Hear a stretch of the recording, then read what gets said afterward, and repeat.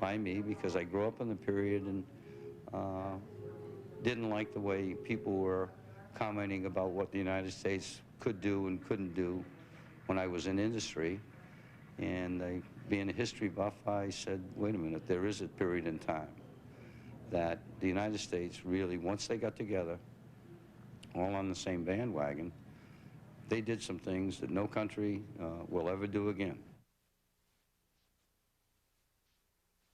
This book, The Greatest Age, is Tom Brokaw's look at that generations of Americans who came of age during World War II and their contributions to society. The book was released earlier this month, and on that day, the NBC News anchor was at a New York City Barnes & Noble bookstore to talk about it.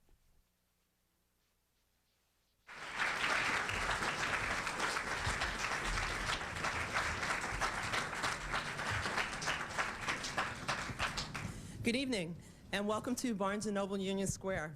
I'd like to thank you for joining us on this very special occasion as we welcome Tom Brokaw. He began his journalism career in Omaha and Atlanta before joining NBC News in 1966. He was the White House correspondent for NBC News during Watergate, and from 1976 to 1981, he anchored Today on NBC. He has been the sole anchor and managing editor of NBC Nightly News with Tom Brokaw since 1983. During his distinguished career, he has won every major award in broadcast journalism, including 2 DuPonts, a Peabody Award, and several Emmys. His book, The Greatest Generation, celebrates the greatest generation in American history, Americans born in the 1920s. I know you all are as excited as we are about having him here tonight. So ladies and gentlemen, without further ado, please join me in welcoming Tom Brokaw.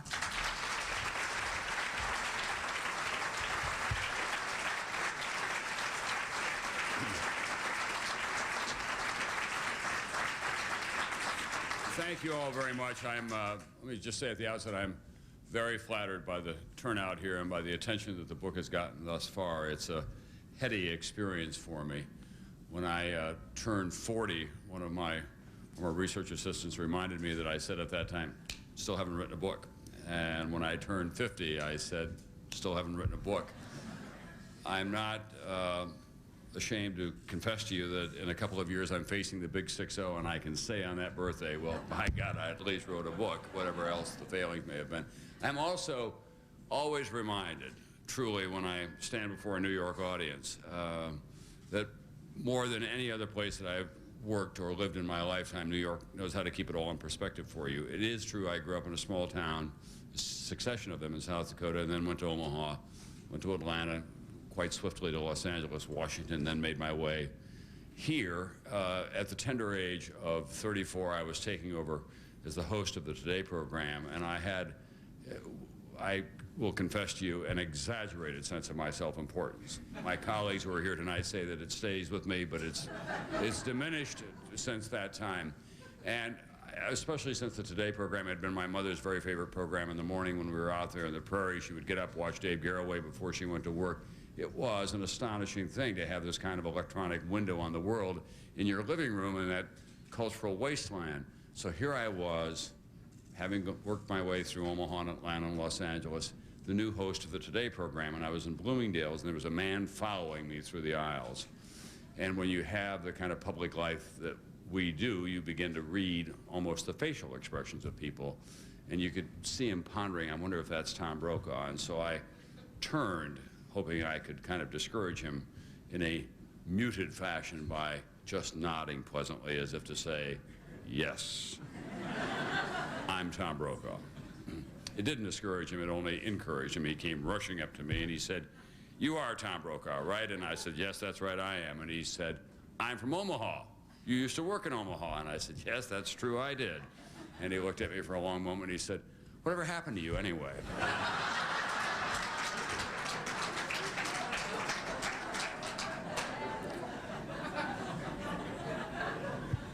Now fast forward 10 years to 1984, and I have been assigned by NBC News and had some role in the decision that we should do the 40th anniversary of D-Day and not wait for the 50th. And so we assembled a cast of participants in that great military invasion and flew them to the northwest of France. And I was looking forward to this experience because It would take me away from the daily chores of nightly news to drink a little Calvados and eat the fine cuisine of Northwest France, a place that is still extraordinarily friendly to Americans because of what happened there on that June day in 1944. And as I began to walk those beaches, as I write in this book, with these veterans, many of whom I was meeting for the first time, they were school teachers and Anglican preachers and lawyers from South New Jersey and from a cross-section of American life. And as I began to walk those beaches with those men and meet their wives, I emotionally was brought to my knees by what I was hearing. Not just about the raw courage that played out on those beaches that day, but by the bond, the unspoken bond that existed between them. Many of them had not met each other before. In one case, we had two of them who it turned out had been on the same landing craft, and coincidentally, we had found them and put them back together again. And they were modest beyond my ability to describe their modesty. And they were proud of what they had done.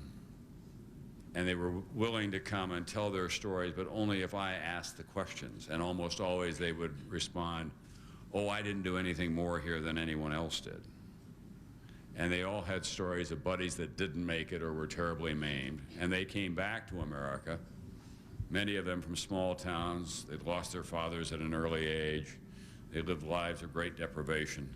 But they came back and they took the GI Bill and they found professions and formed families, went to college in record numbers. They were the underpinning of the Marshall Plan. They rebuilt their enemies in Japan and in Germany. They were involved in a long, difficult Cold War. They withstood the ravages of the Cultural Revolution in the 60s. They were too quick at the beginning to say that Vietnam was a good idea, but once they got it, which they did quite swiftly, many of them, they said it was a terrible idea. And they were reluctant about women leaving the house. They grew up in pretty much an all-male environment during the war, but once they got that, they also encouraged not just their wives, but especially their daughters to take their place in the world. And they never whined and they never whimpered. And so when I came back in 1984 and then returned again in 1994 for the 50th anniversary, it had been fermenting in my mind, the idea of this generation and all that they'd done, because I had grown up in an Army base in World War II. Between the ages of 3 and 5, I was fully immersed in the war. We didn't leave there until I was 7. So the war was all around me in my earliest memories. You know, as I said recently, I kind of grew up in an environment in which everything was camouflage green or sagebrush prairie brown. It was a very bleak place, but for me it was very exciting, and I thought the world was always at war. There were always people coming and going and getting hurt. Then I moved to a quasi-military environment, and those veterans from that war came and built great dams on the Missouri River and ran the American Legion, and their wives were the school teachers, and they became our coaches. And I knew nothing about what they had done during the war.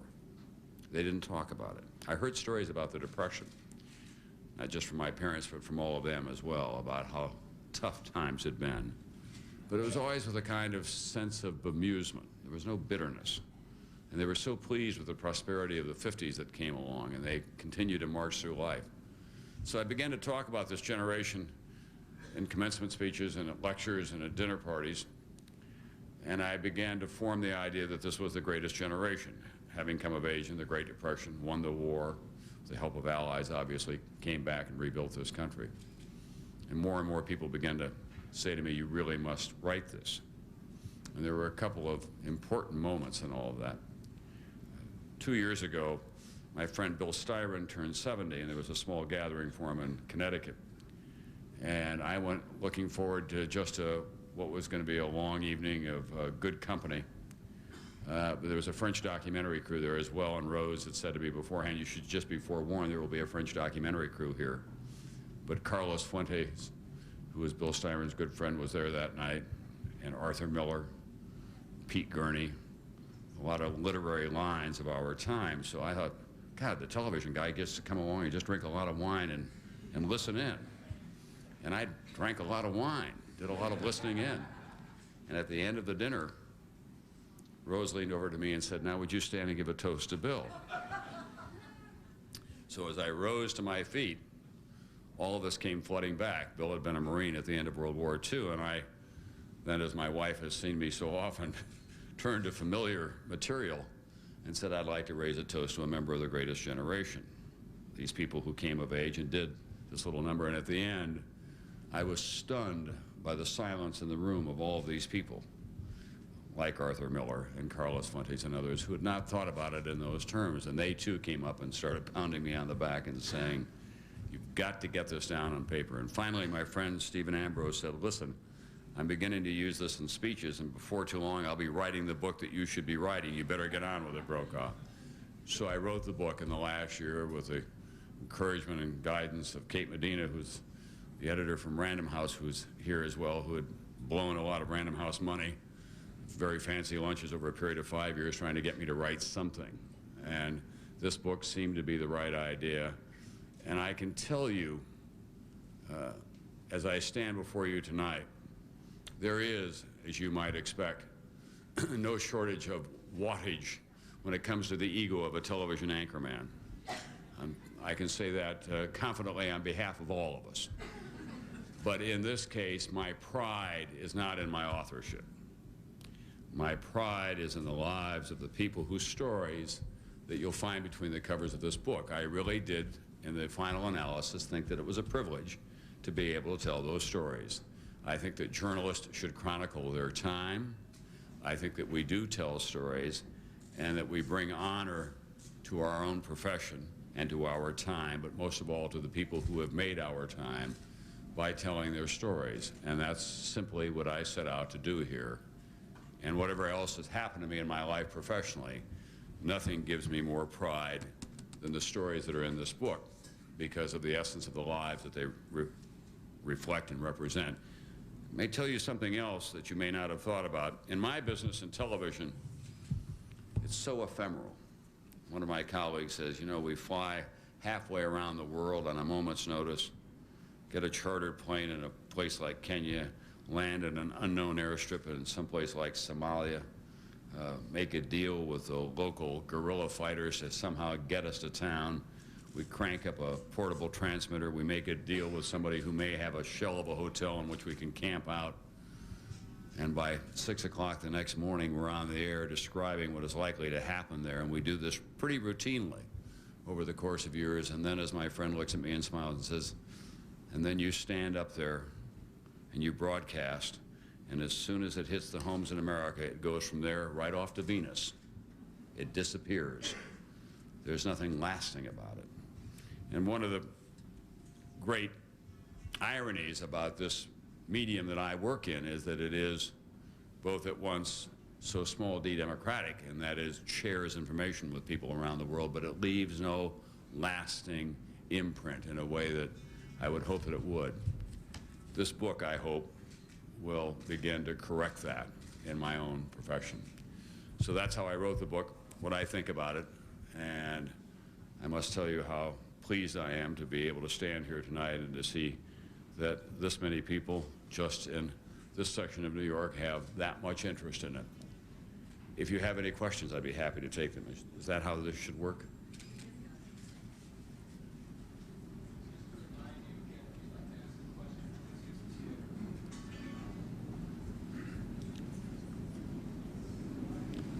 Thank you for your public service. It's excellent. I just wondered, I've been observing the 3 stations in the news fashion at 6:30, and there is a strange coincidence of certain stories occurring at the same time sequence. Since you're an insider, could you reveal how that coincidence takes place? Do you spy on one another, or you have moles, or do you actually exchange mutual respects to what you're going to program? We don't talk to each other. It's the same phenomenon about news magazines showing up with the same magazine cover every week. Headlines in a newspaper may be the same, because by and large we've been trained in the same discipline. Now, in the case of an evening news broadcast, they're all structured the same way, primarily for commercial reasons, that you have so many commercial positions. We have tried to break the pattern some in nightly news, by not being A, so predictable, and B, doing fewer routine stories and spending more time on stories that we think may have greater value or may be of more lasting significance to an audience on a nightly basis. But it's pretty hard to break the formulation. No, we don't talk to each other. I will tell you one small industry secret. All three of us have in our news sets tiny monitors in which we can watch each other. And I've often thought on one given night we ought to all send each other the same signal at the same time or something so that we know that it's going forward all right. But the news, I often say to people, I could take any of you into the newsroom on a given day and say, okay, these are the stories that are available that we can get covered today. This is their likely impact. What do you think that we ought to put on the air that night? And for the first half of the broadcast, everybody would arrive pretty much at the same conclusion. Tonight was a perfect example. We're going into the most critical week of Bill Clinton's presidency. Will he face the possibility of an impeachment vote on the House floor after it gets out of the Judiciary Committee, and then will it have to go to a Senate trial? So that will occupy a lot of our time this week. The space station is beginning to be constructed in outer space. That's obviously a big and important story. I think that in the final analysis, the differences really are in the kinds of selections that we make over a long curve more than they are in a single night. Okay. I think it's a great day since we're celebrating the anniversary of Pearl Harbor to do this. I appreciate the tidbits that you continue on nightly news when you recall the heroes of the past. My question is, as you've done the research and you've listened to the stories, what would you say would be the two greatest lessons you have learned from the greatest generation, and what could that teach future generations? Well, I've written about this some last week in Newsweek, and I've been writing about it some in op-ed page pieces and other places. I think that what was so important about that generation was this sense of common purpose. Now, it was galvanized by the attack that happened, on the day that we celebrate today at Pearl Harbor. When your country is attacked by a foreign power, then it does tend to coalesce everyone's interest and attention. But at the same time, as Arthur Schlesinger has reminded me, Teddy Roosevelt galvanized this country in his own way, and so did Andrew Jackson with the democratization of America, and Teddy Roosevelt by, positioning American power in the world and talking about issues like conservation and so on. And he made the spoken word really a weapon of his own kind. I think that as I reflect on this, Maureen Dowd wrote about it some yesterday, you may have seen, it is that I think that was the we generation as opposed to the me generation. They found, for all their differences, ideologically and culturally and so on, they would always find common ground. There's something here that will require the best efforts of all of us, and we ought to get on with it. You must remember that the war was not just the only defining experience of their lives. So was the Depression. The Depression when they had nothing. I mean, I've talked to my mother about her dreams. She'd look at me and say, dreams? The next day was my dream, to get a job that would last us to the end of the month, to have a job the following summer. I can't tell you how many of these tales, for example, include people whose fathers died when they were 15 and they were left to run the farm, or their businesses blew up and went broke on them. There's a man in here by the name of James Dowling, whose family was so poor that they had to announce in church that somebody had to take him in. The family that took him in then went broke, and he had to go on from there. So out of all of that common experience, they found common ground. So I think that's, as much as anything, is that it's common ground and long curve view. They're modest in their sense of accomplishments. They don't run to a talk show to bleed their heart all over the floor and to share with the world about how bitterly they've been treated by someone. They just get on with the job of getting things done.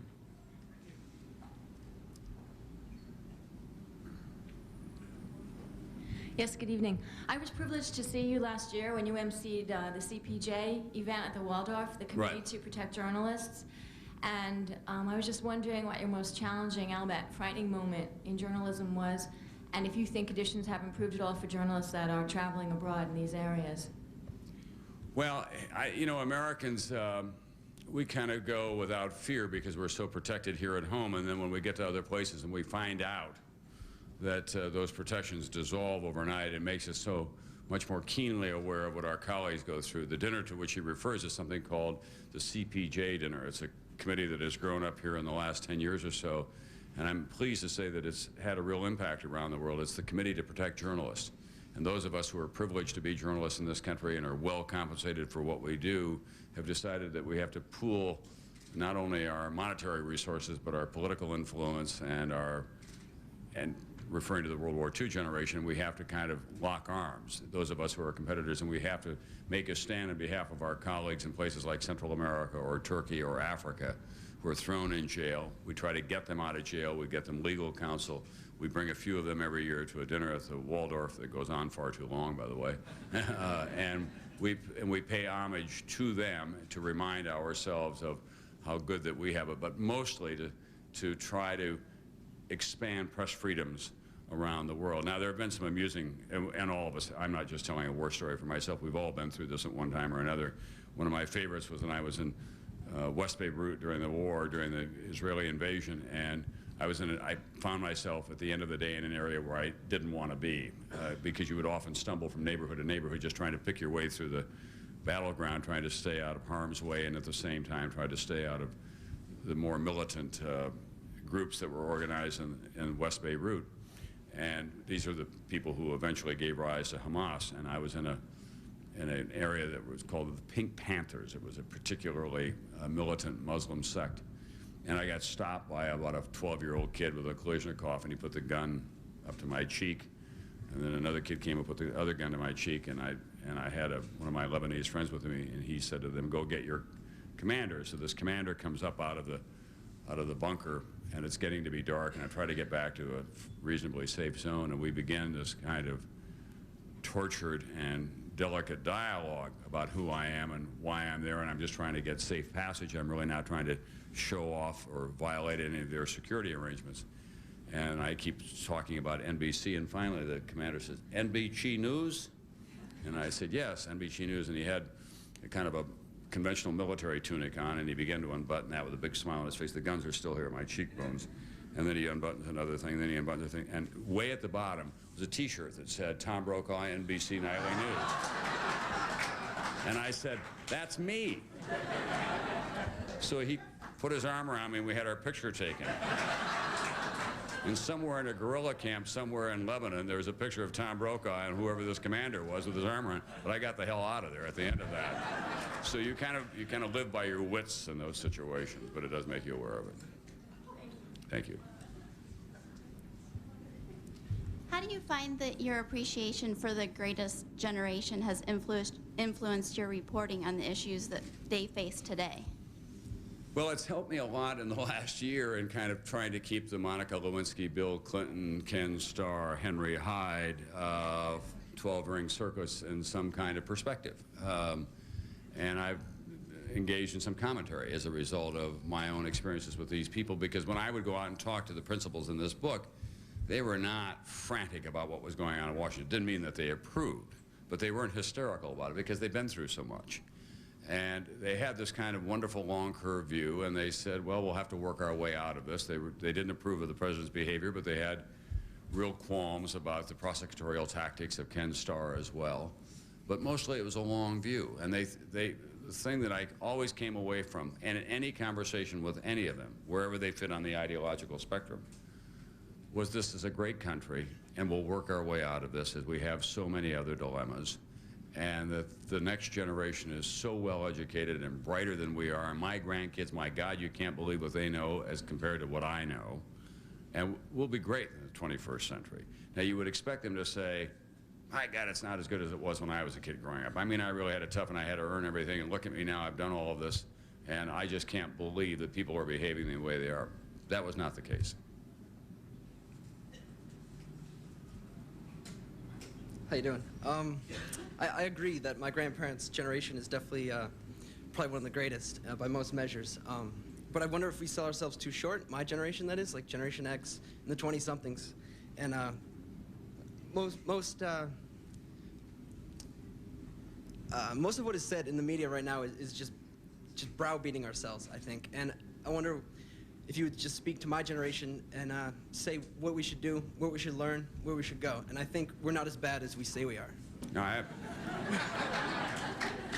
I couldn't agree with that more. I have children who are members of your generation. I know there's a lot of wonderful work being done. I was New York recently at the Robin Hood breakfast up at Tavern on the Green. A lot of Wall Street money got organized a few years ago to give money to agencies in the city that are making a difference in lifting people out of poverty. It was astonishing, the breadth of the work that was being done. Real work, not just make work, and people giving their lives or improving educational opportunities and economic opportunities for folks. I just think you have to decide what it is that you want to do. It's not up to me, and it's not up to this generation. It's up to your generation. And I do think there is more connective tissue between the various parts of it. I think the real problem in America, not confined to your generation, is that we've somehow become less than the sum of our parts, that we're divided up into all of these relatively narrow fiefdoms, as I describe them, and we judge the world and political candidates by a very narrow band of interests that serve only our interests, not the common welfare. And there are lots of tools in which you can both mass mailings and political organization, in which you can kind of have your way. But I think this last election was a very important election because it was a rejection of all that by this country. And it had less to do with partisanship than it did with, come on, find common ground here. Find some practical solutions to the things that bother us between when we get up in the morning and when we go to bed at night. That's why we have you there. And break the bonds of convention a little bit.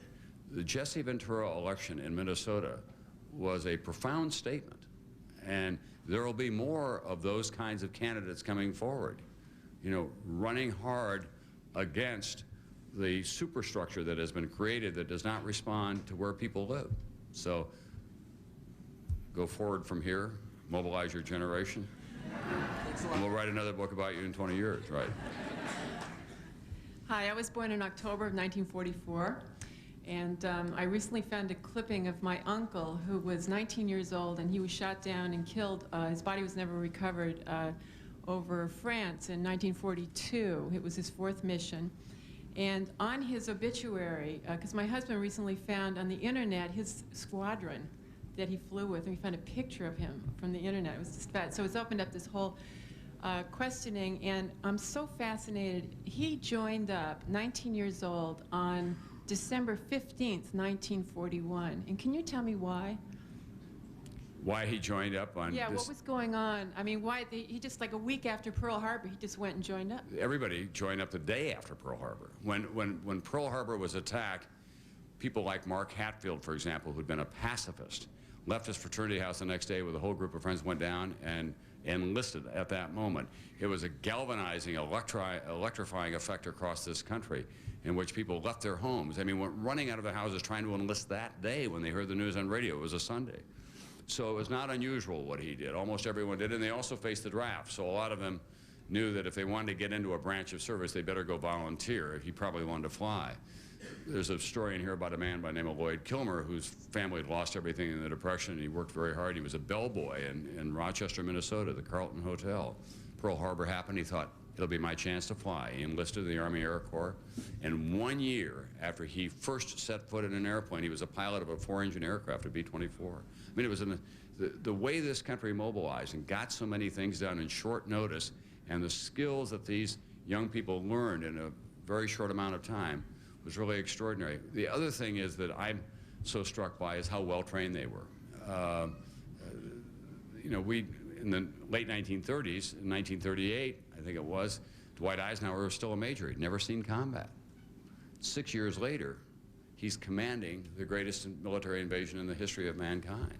So everybody did kind of rise to the occasion, as it were, and your uncle was one of them, and tragically he didn't come back, but he made a real contribution, I'm sure. Thank you. My question is about family. My grandmother was born in 1913, is 85, and constantly tells my new wife, you know, I've been through 8 decades and the 90s aren't exactly the best. And she talks about the great days of the 20s and so forth. But when you look at such things as divorce rates and children being raised by single parents and so forth, do you think that they might have known something that we don't know now? And do you think that will turn around and reverse into family structures? Well, I'm not a seer. I don't pretend to be that. I think that there's too much punditry on the part of journalists as it is. I will tell you this. that almost all of them that I talk to say, you know, we spoiled these kids because we didn't have very much, and when they came along, we wanted them to have all the things that we didn't. And I don't think that we have fully come to grips in this society with the astonishing amount of wealth that exists out there, the disposable income, the discretionary income to buy things that you want simply because you want to be entertained or distracted or engaged in some kind of a hobby that you may have. This generation that came out of the Depression and fought the war, even those who have made a lot of money still think about every dime that they spend. That's a huge difference because they remember when a dime was a lot and they didn't have them. I mean, almost all of them from the center of the country certainly will remember moments not of mock deprivation. I mean, it wasn't that they couldn't go to the movie because they didn't have enough on Saturday night. They couldn't get a meal. Bob Dole told me, he said, you know, when I went in the Army, I got my first new pair of boots. Never had a new pair of boots before. Got my first new clothing. Never had meals like that before. That was true for a lot of people. Now, that doesn't mean that there are some who came out of that experience and are as extravagant as we'd all like to be at some things. This is not, what I've not written here is the definitive history. I've described this as a family portrait of these people and many of them. I think what they have learned, however, you know, beginning with kerosene lamps and no indoor plumbing, now to the world of the internet and the jet age and building a space station, they've absorbed all of that and they use it for practical purposes. And I think that's a very good lesson for us. And they're always looking beyond the horizon more than we are. They're always kind of saying, what's next? I've seen so much. What else can I learn? Thank you. You must have heard a lot of stories over the last few years while you were doing research for this book. How did you select the people you wrote about in your book? You know, that was a difficult thing. I could have written another 1,000 stories. I tried to fit certain patterns. I kept saying to Kate, well, we've got to make sure that we've got somebody from every region in the country.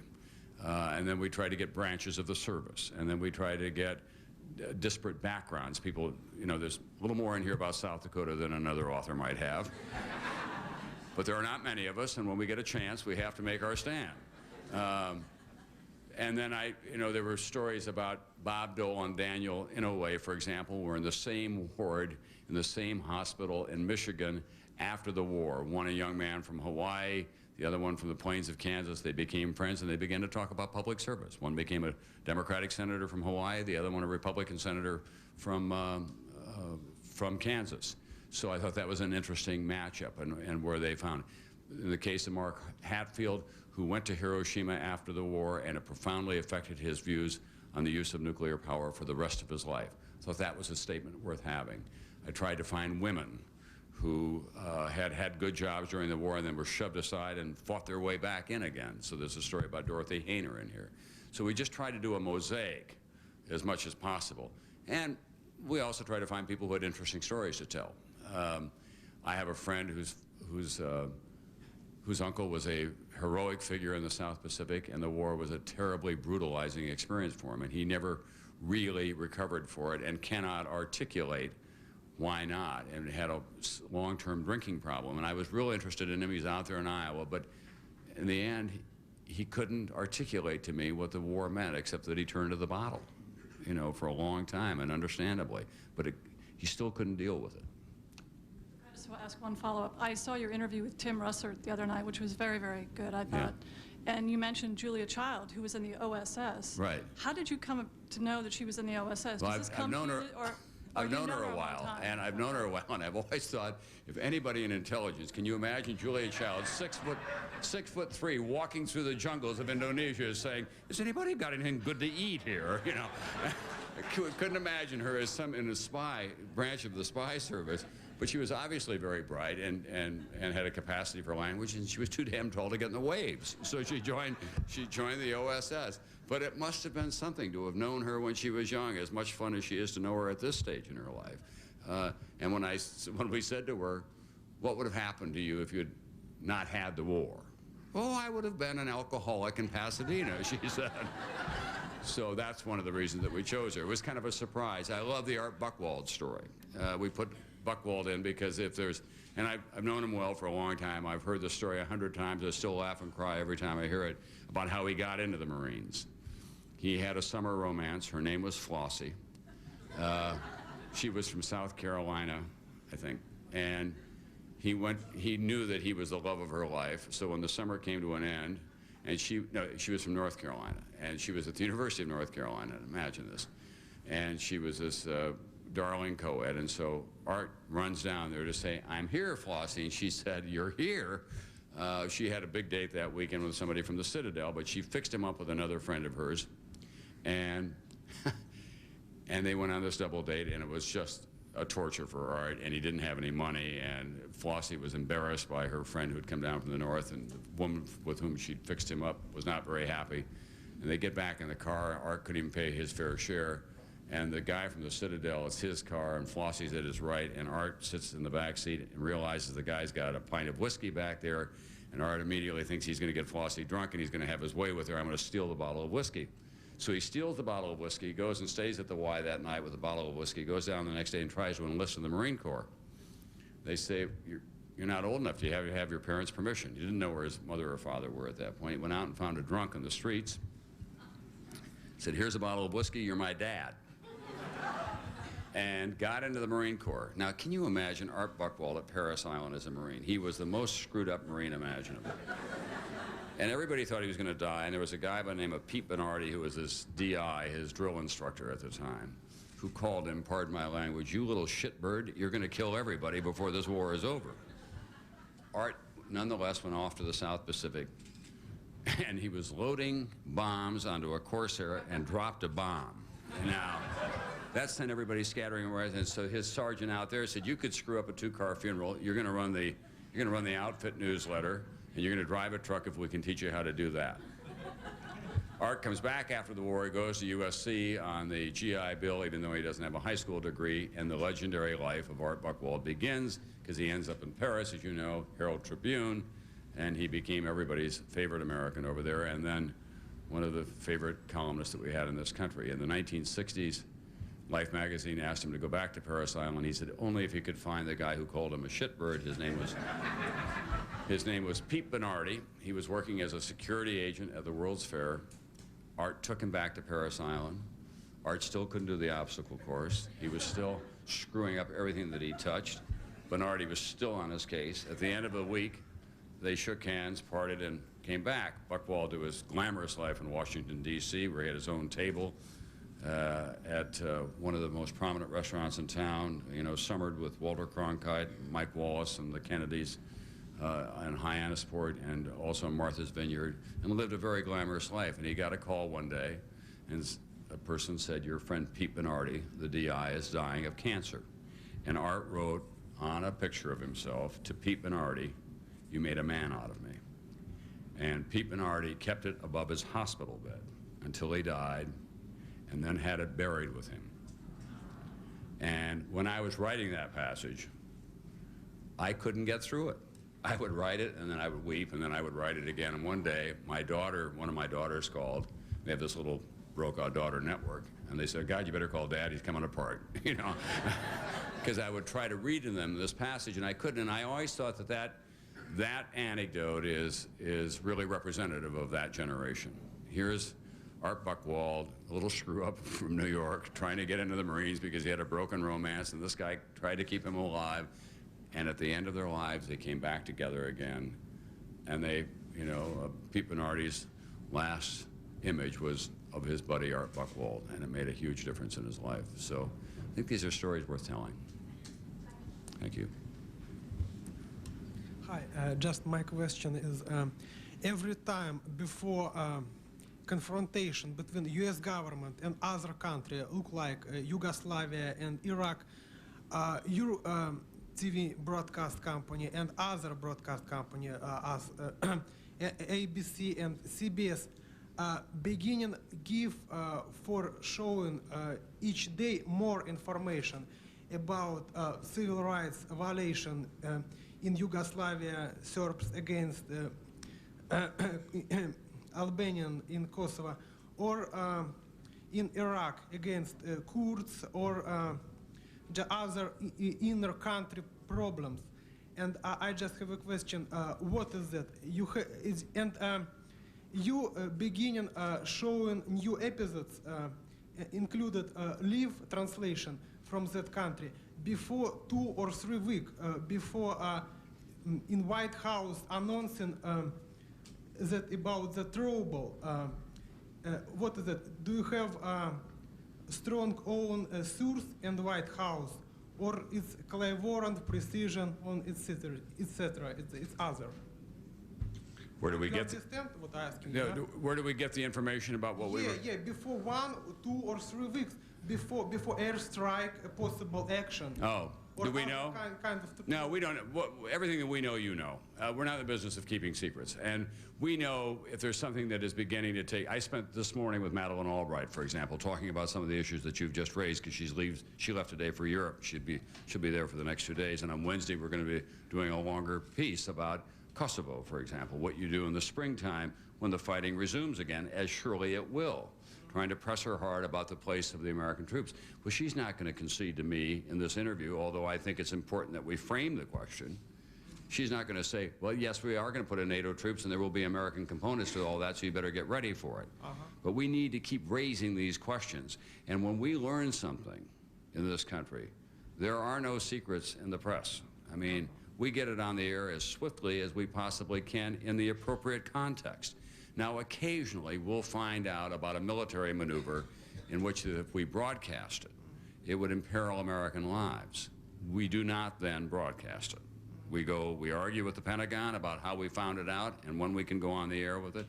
But if we think there's a legitimate, compelling reason that they can make to us, that if we were to go on the air, that American lives would be imperiled, then we don't do it.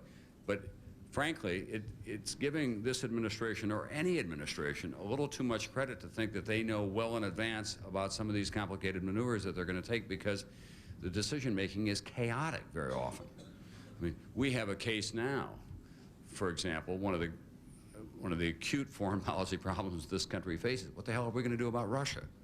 You know, Yeltsin got out of bed today to fire some more aides and went back to bed. Every dollar we've sent over there has been sucked into a dark hole and sent somewhere else.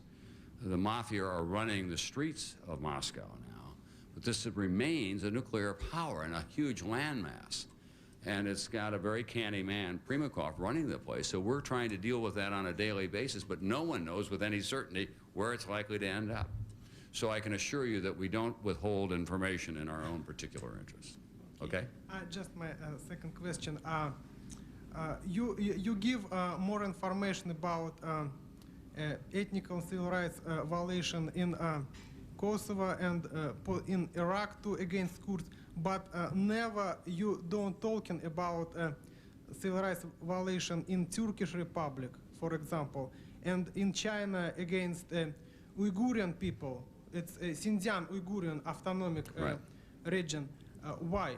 Why only about Palestine and only about Kosovo? 1, 2 regions, local regions in the world, no more. No, it's a fair question. We do it because it has, in the Kosovo situation, it had begun to reach a critical mass, and that it required American intervention and that possibly the American military intervention. So when it reaches that, then our audience has a real interest in it, and it becomes something that is vitally important to them. But in the amount of time that we have, that if we were to do some of the other more provincial disputes that are going on and the violations that are going on, it would not bring them back to us on a nightly basis, because they say, I have no need for that. I don't know where that takes me. I mean, it's a terrible tragedy. So we're always making a judgment about information and about news based on a wider context. What will this trigger politically, diplomatically, militarily? So that's what happens. I mean, I could take you through a lot of parts of the world. What is going on the border between Pakistan and India, we don't report very much. What's going on in Central Africa. But when it gets to a critical mass, then it gets our attention. No, just all century Turkish government. Yeah, I know. I understand. I understand. I don't think this is the appropriate place for you and I to have this discussion, if you don't mind. Okay? Okay, my short question. Last. Yeah. Thank you, though. Given how the American people came together during Desert Shield, Desert Storm. Could you step right up to it? Sorry. Given how the American people came together during Desert Shield, Desert Storm, do you think that perhaps the recent political and social malaises that seem to have affected the American people, maybe because there have been no single large galvanizing unifying force that ended well, such as the Depression or the World War II? Do I think that there will be another? Do you think that the reason why we seem to be having such social or political obsessions like the Monica Lewinsky case is that there has been no unifying force in the yeah, to some degree, but yeah, listen, we have an obsession with the Monica Lewinsky case for two primary reasons. One is the facts of the case alone are newsworthy. You have a president of the United States who's under investigation for perjury, for suborning perjury, for obstruction of justice, for tampering with witnesses. You also have the overlay of sex, which doesn't hurt when it comes to getting the public attention. Secondly, you have in this country now a whole new media universe that has been created, the kind of Big Bang Theory, I call it. We have, during Watergate, we were talking about this last night at the 92nd Street Y, Jeff Greenfield and I were, and during Watergate, which is a huge political story that everyone was riveted by, you had no CNN, no Nightline, no MSNBC, no Fox, all news cable outlet, no internet. You had breathing space. People, you know, would hear the end of the news cycle with the evening newscast, and then the next thing they would read would be the morning newspaper or see the Today Show. Now, it's all Monica all the time, everywhere you turn. During Watergate, there was no Imus, much to my regret. And there were none of these kind of Imus wannabes around the country. We have a kind of white noise of what passes for information now, and we need to do a better job of finding a filtration system. So that's how I feel about that. When it comes to American forces being sent into harm's way, nothing will galvanize the American public like that.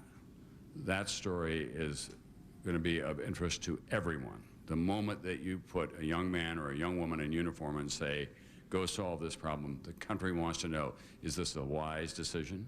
Is it going to turn out well? Will my child have to serve in this capacity? And ultimately, how is it going to affect me here at home?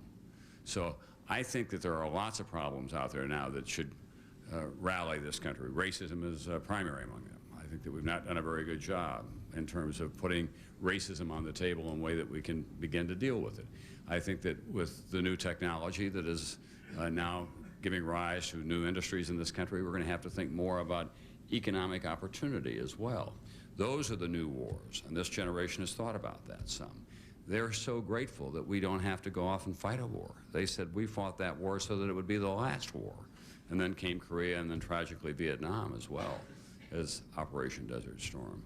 So they all say the one thing to me, and by the way, there are common responses. One of them is, it was $1 million experience, and I wouldn't give you a plug nickel to go through it again. They almost all say that. And then all the way from Norman Lear on the left over to Bob Dole on the right, or anybody that you want to pick in between you, I say, well, what do you remember about that time?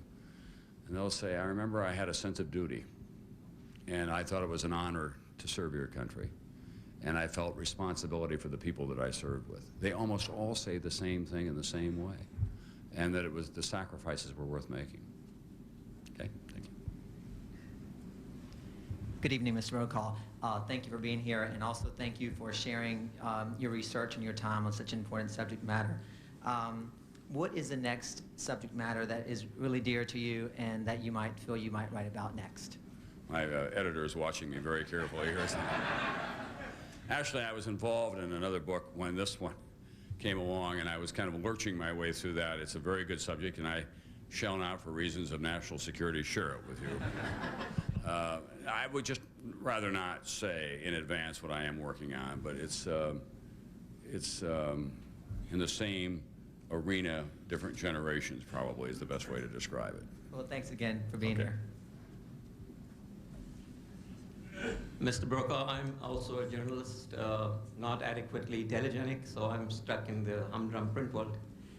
I wanted to ask you for some further explanation of the word greatest. Did you really mean great, or did you mean greatest? And I have an A, B, and C to that. Greatest in American history as compared to, let's say, the westward movement, the Civil War, the fight for independence.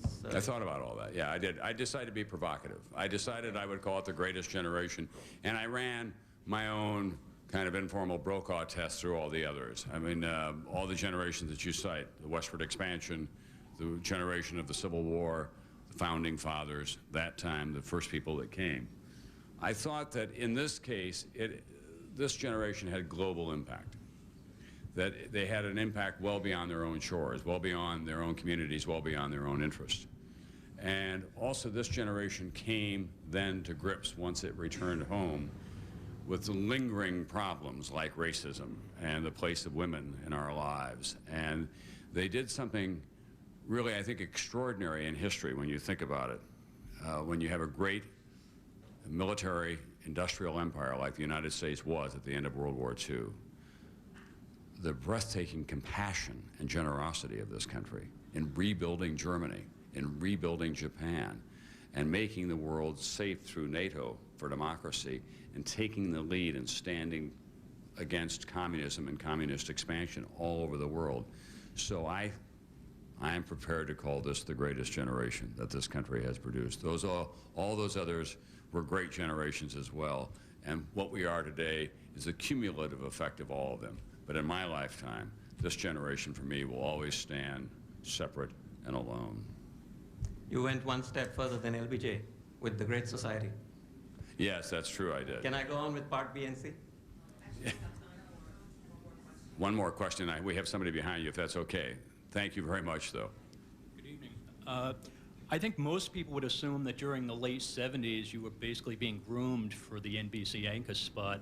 My question is, when the time came for you to take over the reins from John Chancellor, did you find it at all intimidating and or difficult to take that role? Oh, I found it overwhelming, not just intimidating. I had grown up in an NBC family. One of my first memories is Huntley Brinkley coming on the air. And a small confessional here, I was kind of a high school whiz kid, and everybody had great hopes for me, and I went off to college at the University of Iowa first, and then the University of South Dakota as a political science major, and did one of those kind of classic 18 to 20-year-old dives off the high board. You know, I majored mostly in co-eds and drinking and raising hell all over the place. And I had a political science professor who, in the spring of 1960, said to me, a wonderful kind of Mr. Chips character who still is alive and probably will be giving me a grade on this book, incidentally, but he was also the professor for Ken Bodie, some of you may know, and Pat O'Brien, who was on CBS, quite a remarkable collection of people that passed beneath his tutelage. And he said to me, he called me over for dinner, and he said, I have a great idea for you. And I said, well, what's that, Dr. Farber? And he said, I think you should drop out of school and get all the wine and women and song out of your system, and then come back when you're going to do yourself some good and us some good and relieve your parents of all their anxieties. Well, I thought that was a passage to the kind of life that I really wanted, and I quickly, in about 6 months, I was back on my hands and knees, and part of that experience was in the fall of 1960, which was an exciting watershed time for America, the election of John Kennedy.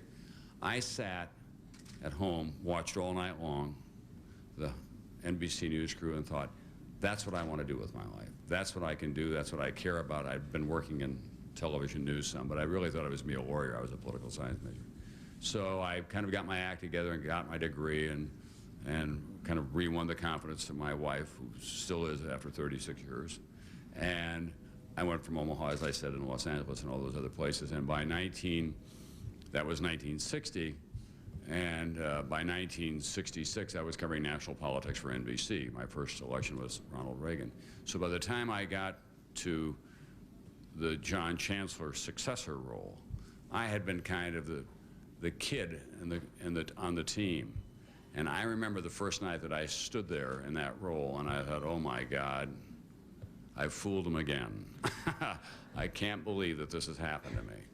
And I think I think that this country is very forgiving. I think that, you know, I went through a passage like any novitiate will in any job in which I was finding my way. I was pretty self-confident, but I learned that there were a lot of things that I still had to learn. So it's a great privilege to have the kind of jobs that we do. It's also a great responsibility. There are great rewards that come with it. But the most exciting thing for me is how people respond to us when we go across the country. I've watched you since I was in junior high. I'm getting a little tired of hearing that. Or my mother wouldn't miss you every night. I was out in South Dakota recently, and a woman came up to me and said, My mother lives by herself in Ohio, and I worried about her loneliness. And she said, "You have nothing to worry about. I have a dinner date every night." And she said, "You do, Mother? Isn't that nice?" She said, "Yes, I pour myself a good stiff Jack Daniels and sit down and watch the news with Tom Brokaw. I'm just fine."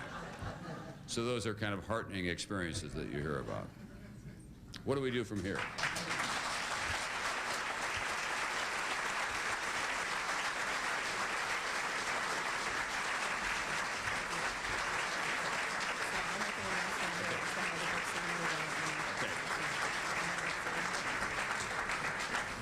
Thank you very much for coming again, ladies and gentlemen. For those of you who would like to have your book signed, we ask that you remain seated, and all of the people who are standing in the back of the room, the line will begin for you on your right at the wall designated marked Art and Architecture. But for those people who are seated, we'd like to begin with the first row. The line is going to form on your right, and we will take everyone row by row until we take care of everyone in the seated area. Thank you.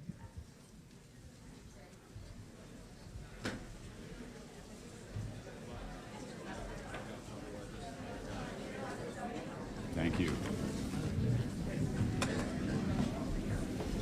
Thank Tom, you. This one's for Arnie Gold, Blue 50, He's only signing 50 B17 edition.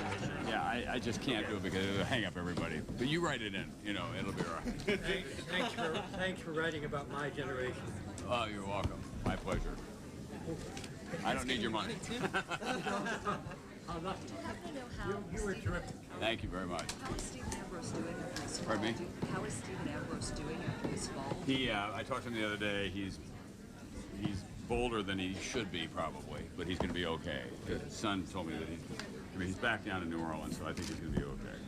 He's a tough guy. This gentleman has 4 books. I saw the Russert interview. It was great. Oh, thank you. It was infectious. He was obviously thrilled for you and with your story. I got a little emotional at the end. My mother called and said, "All right, no more crying on television." No, you both were great. Thank you.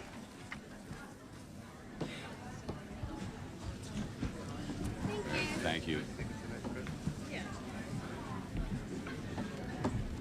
Thank you.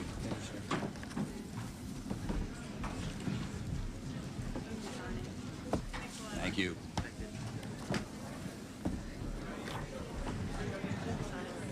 Thank you.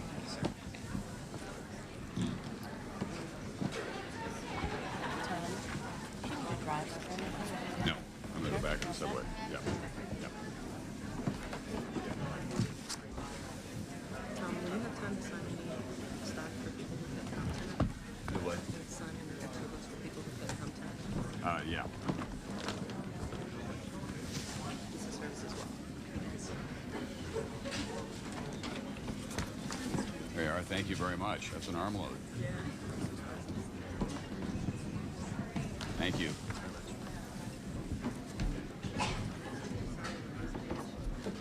Thank you. Thank you.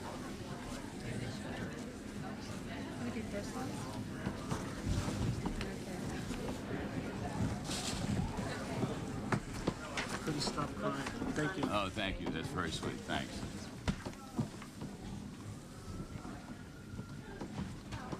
Thank you.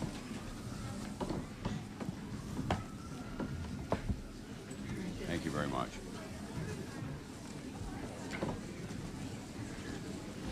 Thank you.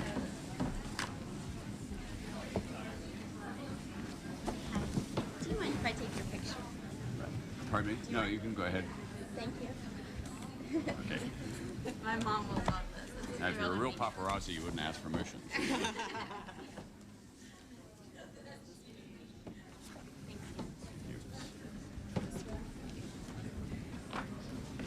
Thank you.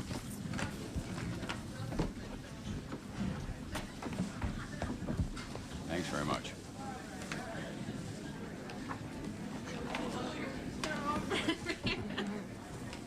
That's very nice. Thank you. Christmas presents. Thank you. Okay. Thank you. Thanks very much. This one's for Dad. Good. Thanks. Thank you. Thank you. Thank you very much. Thank you.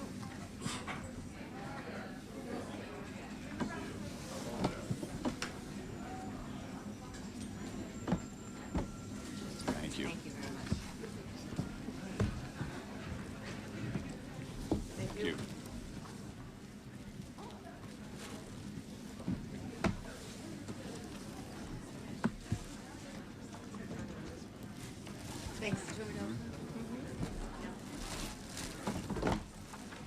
Thank you.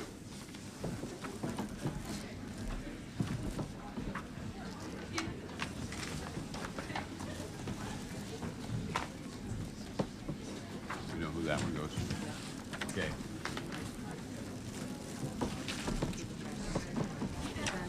Thank you.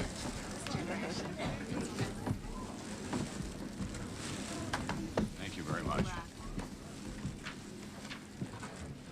was one of the paparazzi taking your picture, and I was sitting out there with my editor, buzzed me. This is for my two parents who are sitting in Omaha, Nebraska, longtime viewers. Oh, is that right? Tom Brokaw. I'm on my way to Bosnia in 2 hours. Is that right? Yes, sir. Congratulations. Good luck. Thank you. Thank you.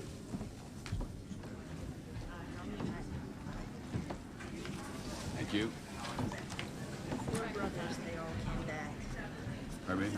4 brothers, they all came back. Oh, that's great. This would mean a great deal to them. Thank you very much. Thank you.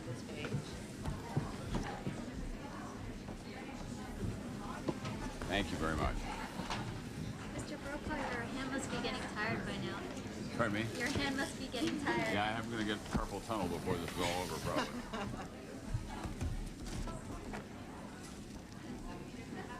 Yeah, thank you.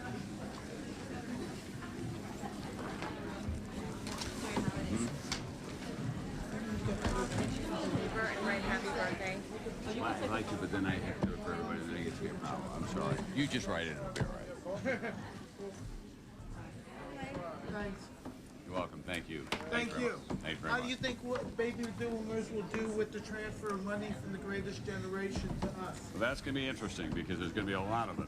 Yeah, I and know. they have to start thinking about it. God bless. Thank you.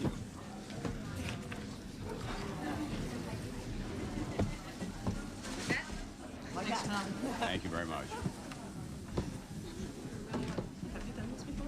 Thanks for your questions. Just paying attention. Thank you very much. Thank you. Just paying attention. Thank you very much. Thank you. So you've solved the Christmas present for my father. Oh, great. Here to serve. Imus has given you such shit this morning. Did you hear him? Oh, I With the every thank morning. you. I know. Thank you. I've got Mike Barnickel's going on next week. He's going to say, hey, has Brokaw thanked you yet? So. Thank you very much. Thank you very much. You knew Judy Resnick, yes? Pardon me? You knew Judy Resnick? Yes. Yeah, I did a book on her some years Oh, you ago. did? Yeah, I One like of her. these Fridays, if our paths cross again, I'm going to give it to you. Right. Thank you. Yeah. Thanks very much. We're good pals. Yes, I know. So my father told us that. Yeah. Thank you. Good, how are you? Thank you. Thank you.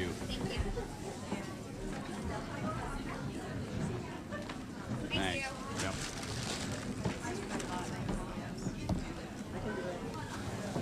Thank you. Pardon me for doing this, but I hope you won't mind if I send you my resume and tape. Sure. Send it to NBC. Thank you. I appreciate it. Okay.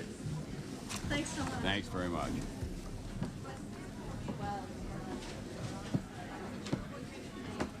Thank you. Can we get you anything for the cafe? Pardon me? Like anything from the cafe? You know, if there's just some water, that would be great. Okay. Just sparkling water. Thank you.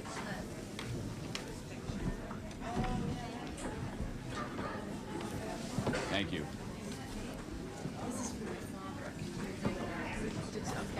Thank you.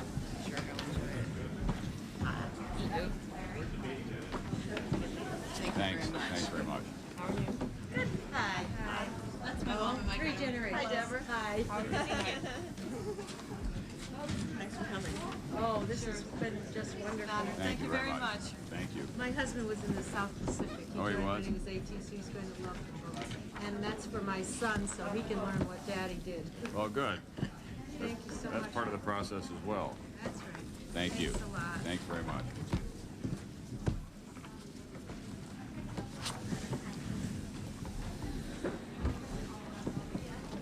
Just watch you on television. Thank you. There you are. Thank you very much. Thank you very much. Thank you. Thank you.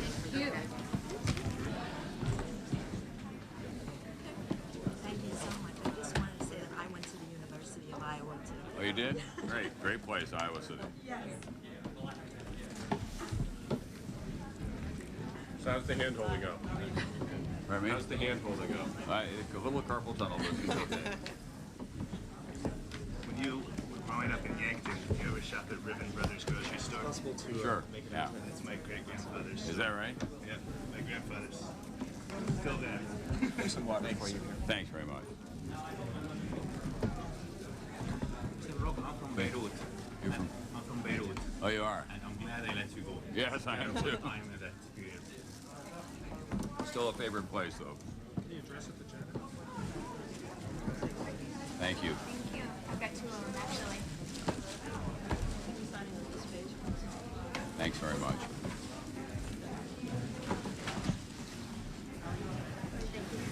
Thank you. Thank you. Thanks. Thank you very much. Thank you for the good news. Thank you very much. Yeah, that's half the fun. It's a gift from my father. Could you just write Merry Christmas I'm and just- Happy Retirement? We're trying. I'd love to, but then I have to do it for everybody and holds it up. You just write it in, and I'll be thinking about it. Great, thanks a lot. Thank you very much.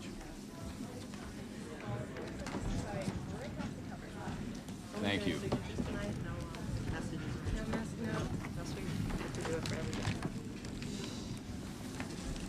Thank you. Thank you. Thank you very much.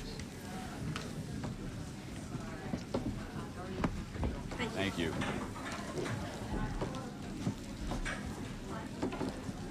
Thank you. Thank you. Hi, I work at American Heritage. I wanted to tell you we were delighted with Kathy and this year. Oh, We need thank a you. couple extras if you haven't Thank you. seen. Good. Yeah, it worked out fine. I wanted to give this to Mr. Grove, but I didn't want to. Thank you. Thank you very much. Thank you. Thank you.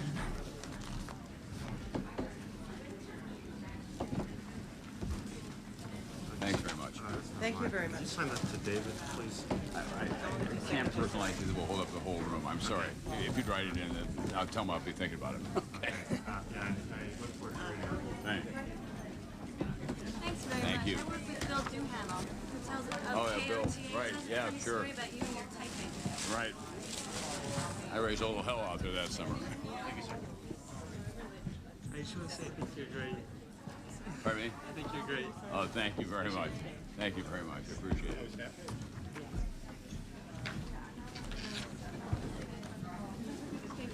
Thank you.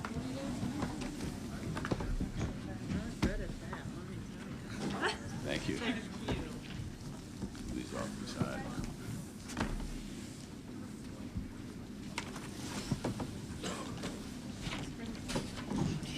Practice. Hi, how are you?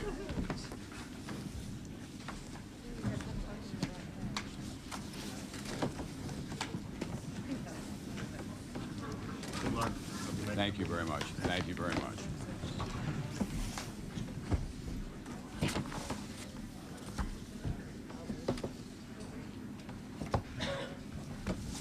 Whoop. Thank you.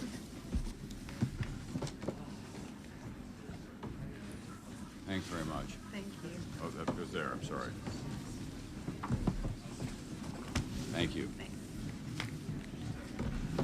How are you? Good? Super. Super. Thanks for coming. Thank you. I want you all the way from Canada. Oh, you do? I'm just so amazed to see. Thank you. Could you dedicate it to Bill, if it's possible? Pardon me? Could you dedicate that to Bill? We're trying not for the other way to hold up the crowd too much. Thanks. Thank you. Thank you. Thanks very much. Thank you. Wonderful. Thank you. I just turned that page. Yeah. You've done this before. I have. Thank you. Well, I work at Random House, so I know. Thank How you. are you? Thank Good. you. They give you a good Random House discount on this? Well, I'll try that tonight. Thanks. I'll let them know you suggested it. Have a good evening. Thanks. That's his book. Just sign this. Thanks a lot. Okay. Just about, when teleprompters first come into use instead of just reading print on end of the line? You know, in different times at different places. I didn't use one until about 1972 or 3, I guess. You know, read right off the page. Because if you look at old films, they're looking up and down. And Yeah. No, and you know, that's good early training. And then for a long time, the teleprompters were pretty clumsy. They had to type them in big clanky stuff.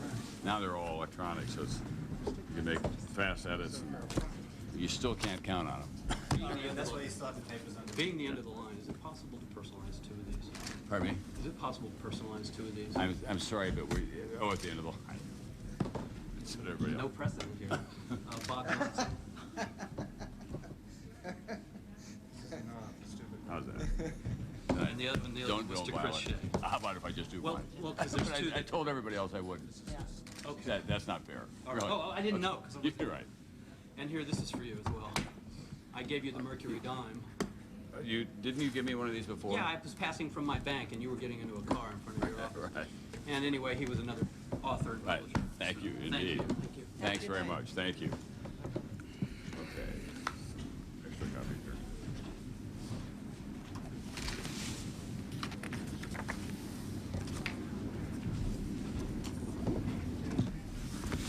He's doing a lot of phone calls. Oh, good.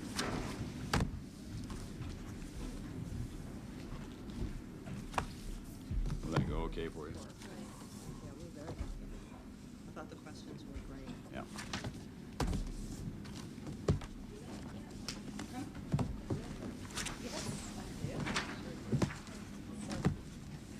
This is your first book signing? Pardon me? This is your first book signing? No, they've had me at it. And then we've done some at NBC as well. Tom Brokaw is anchor and managing editor of NBC Nightly News. His book, The Greatest Generation, is published by Random House at 201 East 50th Street, New York, New York, 10022. Mr. Brokaw